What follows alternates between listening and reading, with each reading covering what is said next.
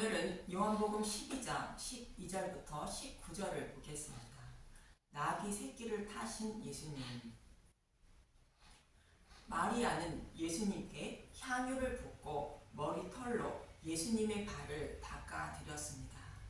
마리아가 예수님께 향유를 부어드린 것은 예수님이 죽은 나사로를 살리신 것처럼 이미 죽어 무덤에 있는 자신을 살리기 위하여 죽음의 길을 대신 가시는 예수님께 향유를 부어드린 것인데, 다윗의 시편이 23편의 말씀처럼 예수님이 자신의 선한 목자이므로 부족함이 없고 또 사망의 음침한 골짜기를 다닐지라도 구원해 주시는 주님임을 알게 된 것입니다.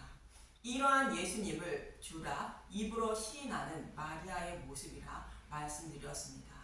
그리고 사무엘이 잔치를 열고 다윗에게 기름을 부어 다윗이 이스라엘 왕임을 알리는 것처럼 마리아는 잔치가 열린 곳에서 예수님께 향유를 부어 예수님이 교회의 왕임을 알리고 있는 것이라 말씀드렸습니다. 이렇게 예수님이 교회의 왕이라 선포된 후에 예수님은 유월절 양이 되어 죽으시기 위하여 예루살렘으로 향하게 되는데, 본문 12절을 보겠습니다. 요한복음 12장 12절. 예루살렘으로 가시다. 그 이튿날에는 명절에 온 무리가 예수께서 예루살렘으로 오신다는 것을 듣고, 여기서 그 이튿날이라 하는데 본문 1절에는 유월절 엿새 전이라 말하는 것으로 그 이튿날은 유월절 닷새 전임을 알게 됩니다. 요한복음 12장 1절. 예수의 발에 향유를 붓다. 유월절 엿새 전에 예수께서 베다니에 이르시니 이곳은 예수께서 죽은 자 가운데서 살리신 나사로가 있는 곳이라. 사도 요한이 유월절 닷새 전이라 말하는 것은 예수님이 유월절 양임을 증거하고 있는 것으로, 출애굽 이스라엘 백성의 모습과 같이 예수님이 유월절 양으로 죽으시고 부활하심으로 사탄의 노예로 있는 저와 여러분이 노예에서 해방되어 약속의 땅을 기업으로 받게 됨을 말하는 것입니다. 그런데 그 이튿날은 유월절 닷새 전인 1월 10일임을 알 수 있습니다. 출애굽기 12장 3절과 6절을 잠깐 보겠습니다. 출애굽기 12장 3절. 너희는 이스라엘 온 회중에게 말하여 이르라. 이달 열흘에 너희 각 자가 어린 양을 잡을지니 각 가족대로 그 식구를 위하여 어린 양을 취하되, 이달 열 나흘날까지 간직하였다가 해질 때에 이스라엘 회중이 그 양을 잡고, 흠이 없는 유월절 양을 잡기 위하여 이달 열흘에 취하여 흠이 있는지 여부를 살펴보고 유월절 날인 열 나흘날에 질 때에 잡으라는 것입니다. 이 말씀 때문에 사도 요한은 본문 1절에 유월절 엿새 전이라 하고 본문 12절에는 그 이튿날이라 말하는 것으로 1월 10일임을 말하고 있는 것입니다. 예수님이 유월절 양으로 죽으시기 위하여 1월 10일 날 예루살렘으로 올라가고 있음을 말씀하고 있는 것입니다. 본문 13절을 보겠습니다. 요한복음 12장 13절. 종려나무 가지를 가지고 맞으러 나가 외치되 호산나 찬송하리로다. 주의 이름으로 오시는 이 곧 이스라엘의 왕이시여 하더라. 마리아가 향유를 부어 예수님이 곧 이스라엘 왕임을 선포한 것처럼 예수님이 예루살렘으로 올라가신다는 말을 들은 큰 무리는 호산나 찬송하리로다 이스라엘 왕이라 외치고 있습니다. 호산나는 지금 나를 구원하소서 라는 뜻을 가지고 있습니다. 그리고 이들이 이렇게 외치고 있는 것은 교회의 왕이여 우리의 죄에서 구원해 달라는 의미가 아니라 애굽에 있던 이스라엘 백성을 바로의 노예에서 해방시켜 주신 것처럼 로마로부터 자신들을 구원해 달라는 뜻으로 호산나를 외치며 육적인 이스라엘 왕이라고 외치고 있는 것입니다. 이 무리는 대제사장과 바리새인들이 11장 48절에서 두려워하고 있는 것처럼 예수님이 육적인 이스라엘 왕이 되어 로마와 싸워 물리쳐 주길 바라고 있는 것입니다. 그런데 본문 14절에 예수님은 어린 나귀를 타셨다고 말합니다. 요한복음 12장 14절 예수는 한 어린 나귀를 보고 타시니 그럼 나귀는 어떤 의미인지 출애굽기 13장 2절에서 2절부터 보겠습니다. 출애굽기 13장 1절 무교절 여호와께서 모세에게 일러 이르시되 이스라엘 자손 중에서 사람이나 짐승을 막론하고 태에서 처음 난 모든 것은 다 거룩히 구별하여 내게 돌리라 이는 내 것이니라 하시니라. 사람이나 짐승이나 태에서 처음 난 모든 것은 여호와의 것이라 말합니다. 이는 유월절 어린 양의 죽음으로 이스라엘 백성이 거하는 곳에 있는 사람이나 짐승이나 처음 태어난 모든 것은 죽임을 당하지 않았는데 애굽에 처음 태어난 것은 모두 죽임을 당한 것입니다. 그래서 유월절 양인 예수님의 죽음으로 생명을 얻는 모든 것은 모두 여호와 하나님의 소유라는 뜻입니다. 이어지는 출애굽기 13장 11절에서 13절을 보겠습니다. 출애굽기 13장 11절 태에서 처음 난 것 여호와께서 너와 내 조상에게 맹세하신 대로 너를 가나안 사람의 땅에 인도하시고 그 땅을 내게 주시거든 너는 태에서 처음 난 모든 것과 내게 있는 가축의 태에서 처음 난 것을 다 구별하여 여호와께 돌리라. 수컷은 여호와의 것이니라. 1절에서 2절의 말씀과 동일한 의미로 말씀하는 것이며 이어지는 13절을 보겠습니다. 출애굽기 13장 13절 나귀의 첫 새끼는 다 어린 양으로 대속할 것이요 그렇게 하지 아니하려면 그 몫을 꺾을 것이며 네 아들 중 처음 난 모든 자는 대속할지니라. 이번에는 나귀의 첫 새끼와 처음 태어난 모든 자는 어린 양으로 대속하라 말합니다. 애굽에서 유월절 어린 양의 죽음으로 태에서 처음 태어난 모든 것이 생명을 얻은 것을 잊지 말라는 뜻으로 하시는 말씀입니다. 그런데 여기서 나귀의 첫 새끼는 부정한 짐승으로 죄에서 벗어나지 못한 저와 여러분을 곧 교회를 말하고 있습니다. 부정한 짐승인 죄인들을 유월절 어린 양이신 예수님이 십자가에서 대속해 주신다는 뜻입니다. 그럼 나귀 새끼인 저와 여러분을 어떻게 대속해 주신다는 것인지 창세기 49장 10절에서 11절을 보면 알 수 있습니다. 창세기 49장 10절 규가 유다를 떠나지 아니하며 통치자의 지팡이가 그 발 사이에서 떠나지 아니하시기를 실로가 오시기까지 이르리니 그에게 모든 백성이 복종하리로다. 여기서 규는 왕권을 가진 예수님을 말하는데 유다를 떠나지 않는다는 것은 유다의 후손으로 예수님이 오신다는 뜻이며 통치자의 지팡이는 목자로 오시는 예수님을 말하고 실로는 안전하다, 행복하다, 번창하다의 뜻을 가진 살라라는 단어에서 유래된 실로라는 단어로 저와 여러분을 구원하러 오실 메시아인 예수님을 말하고 있습니다. 이렇게 약속하신 메시아가 오시면 하나님 백성이 교회가 예수님을 섬기게 된다는 뜻으로 그에게 모든 백성이 복종한다고 말하는 것입니다. 그를 어떻게 섬기게 되는지 이어지는 11절을 보겠습니다.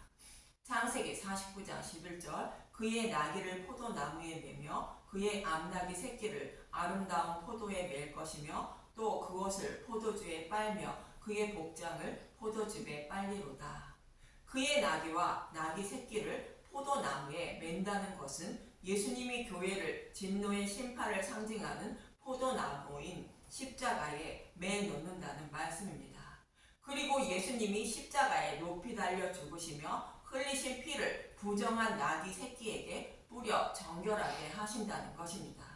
예수님의 피는 복음의 말씀을 말하는 것으로 복음의 말씀을 교회에게 깨닫고 믿게 하여 구원해 주신다는 뜻입니다. 그래서 예수님은 마지막 만찬에서 떡과 포도주를 제자들에게 주시며 먹고 마시라 말씀하시는 것입니다. 이렇게 해서 교회가 예수님을 섬기게 되는데 이어지는 11절을 보겠습니다. 창세기 49장 12절 그의 눈은 포도주로 인하여 붉겠고 그의 이는 우유로 말미암아 희리로다. 그의 눈은 포도주로 인하여 붉겠다는 것은 하나님의 진노의 심판을 받으시는 예수님이 젖먹는 어린아이와 같은 교회를 사랑하사 눈을 감지 못하고 죽으시는 모습을 말하는 것입니다. 그 이유는 그의 이는 우유로 말미암아 희다는 것입니다. 어린아이를 낳고 산고의 고통으로 죽어가는 어머니는 젖먹이 어린아이에게 젖을 먹여 생명을 살리려는 아주 간절한 마음 때문에 죽으면서도 눈을 감지 못하는 것처럼 자신의 백성을 사랑하사 죽으면서까지 교회를 살리시려는 목자이신 예수님의 모습을 그리고 있는 것입니다. 나는 양을 위하여 목숨을 버리신다는 요한복음 10장 15절의 말씀을 말하는 것입니다. 요한복음 10장 15절 아버지께서 나를 아시고 내가 아버지를 아는 것 같으니 나는 양을 위하여 목숨을 버리노라. 이렇게 진노의 심판을 상징하는 십자가인 포도나무에 부정한 짐승인 저와 여러분을 매놓고 십자가 위에서 흘리신 피로 정결하게 하여 구원해 주시려고 나귀 새끼를 타고 입성하시는 것입니다. 이 말씀을 이어지는 본문 15절은 이렇게 말합니다. 요한복음 12장 15절 이는 기록된 바 시온 딸아 두려워하지 말라 보라 너의 왕이 나귀 새끼를 타고 오신다 함과 같더라. 예수님이 인용한 말씀은 스가랴 9장 9절의 말씀인데 이 말씀을 보기 전에 나귀 새끼를 끌고 가는 것이 아닌 타고 가시는 의미를 먼저 알아보겠습니다. 나귀를 탄다는 것은 나귀는 가기 싫어도 주인이 가고자 하는 곳으로 갈 수밖에 없다는 뜻을 담고 있습니다. 이와 동일한 의미로 예수님을 상징하는 법궤를 수레에 싣고 가는 것이 아니라 어깨에 메고 가라 말씀하고 있는 것입니다. 이 모습은 사극에서 대감이 탄 가마를 종이에 메고 대감이 가고자 하는 곳으로 가는 모습과 같습니다. 그런데 법궤를 어깨에 메지 않고 수레에 싣고 가다가 죽임을 당한 우사의 이야기를 잠시 보겠습니다. 사무엘하 6장 2절 다윗이 일어나 자기와 함께 있는 모든 사람과 더불어 바알레 유다로 가서 거기서 하나님의 궤를 메어 오려 하니 그 궤는 그룹들 사이에 자정하신 만군의 여호와의 이름으로 불리는 것이라. 그들이 하나님의 궤를 새 수레에 싣고 산에 있는 아비나답의 집에서 나오는데 아비나답의 아들 우사와 아요가 그 새 수레를 모니라. 예루살렘을 정복한 다윗이 법궤를 예루살렘으로 옮기려 하는 장면인데 법궤를 어깨에 메는 것이 아닌 수레에 싣고 옮기는 장면입니다. 법궤를 수레에 싣는다는 것은 이방인들이 우상을 섬기는 모습과 같이 자신이 원하는 것을 얻기 위하여 하나님을 끌고 다닌다는 뜻입니다.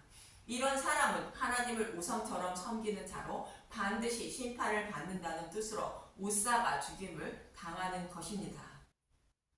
그래서 법궤를 어깨에 메라는 것으로 어깨에 메는 것은 주인을 섬기는 모습으로 주인이 원하는 대로 이끌려 가는 것을 말합니다.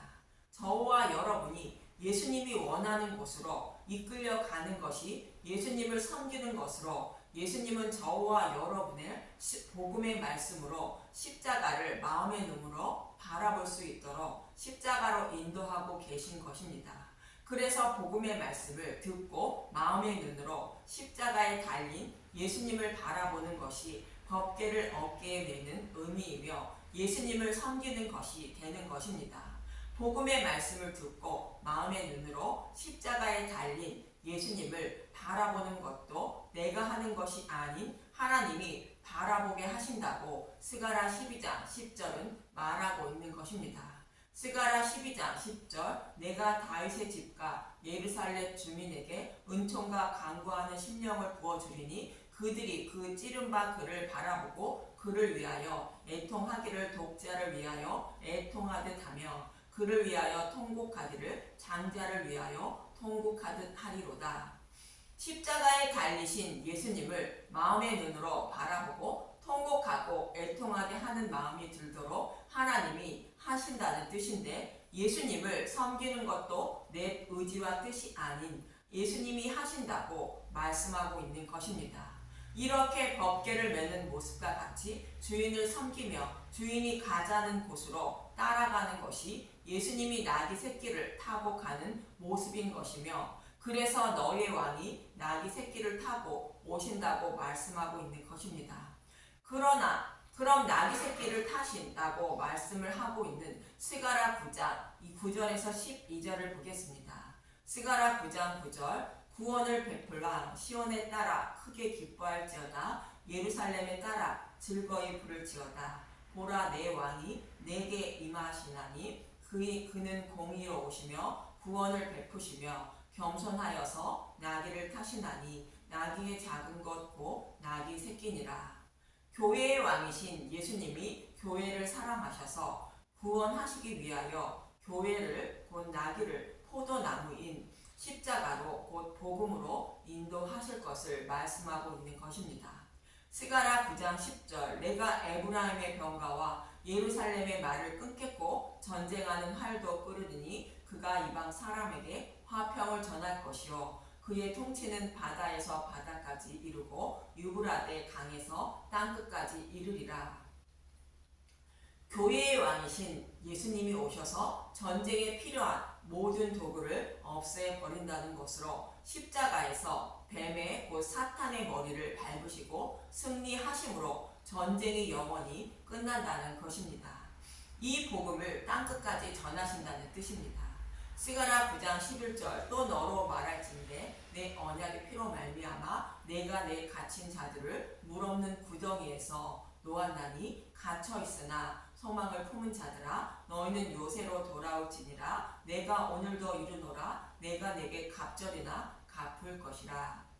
약속의 말씀대로 예수님의 죽으심과 부활로 사탄의 노예로 살고 있는 감옥에 갇혀 있는 자들을 구원하신다는 것입니다. 그런데 물이 없는 구덩이와 갇혀 있으나 소망을 품은 자들아 안식처인 예수님께 피하라는 것으로 성경에서 약속하신 메시아 언약의 말씀을 믿고 소망하며 살아가는 자들아 안식처이신 예수님께 피하라고 말씀하고 있는 것입니다.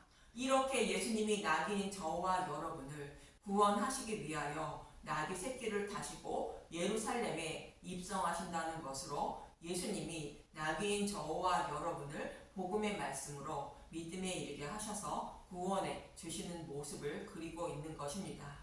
이어지는 본문 16절을 보겠습니다. 요한복음 12장 16절, 제자들은 처음에 이 일을 깨닫지 못하였다가 예수께서 영광을 얻으신 후에야 이것이 예수께 대하여 기록된 것인가 사람들이 예수께 이같이 한 것이니 생각났더라. 제자들도 예수님이 나귀 새끼를 타고 입성하시는 이유를 모르고 있었지만 예수님이 죽으시고 부활하셔서 성령님이 오심으로 기록된 말씀을 이루어 주시기 위하여 예수님이 나귀 새끼를 타고 가신 것을 알게 되었다는 것입니다. 그런데 많은 무리가 죽은 나사로를 살리셨다는 소문을 듣고 예루살렘에 입성하시는 예수님을 믿다고 이어지는 17절에서 18절은 말합니다. 요한복음 12장 17절, 나사로를 무덤에서 불러내어 죽은 자 가운데서 살리실 때에 함께 있던 무리가 증언한지라. 이에 무리가 예수를 맞음은 이 표적 행하심을 들었음이로라. 표적을 보고 많은 무리가 예수님을 따르는 것이 아니라 죽은 자를 살리셨다는 소문을 듣고 예수님을 따르고 있다는 것입니다.